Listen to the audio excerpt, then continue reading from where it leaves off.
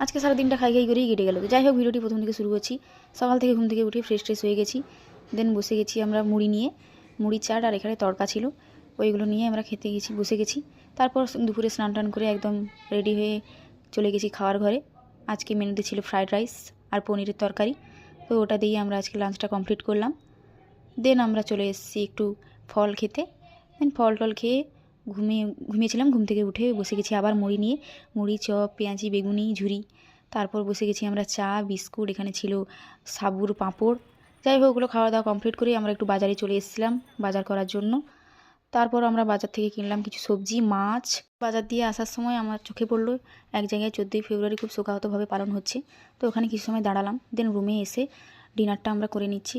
ডিনারে ছিল বাঁধাকপির তরকারি, আর এখানে ছিল ওই বাজার থেকে যে মাছটা এনেছিলাম ওটার ঝাল। দেন ডিনার কমপ্লিট করলাম। তো আজকে ভিডিওটা এই পর্যন্ত। কেমন লাগলো সবাই জানিও। দেখাবে নেক্সট ব্লগে। ততক্ষণে বাই বাই।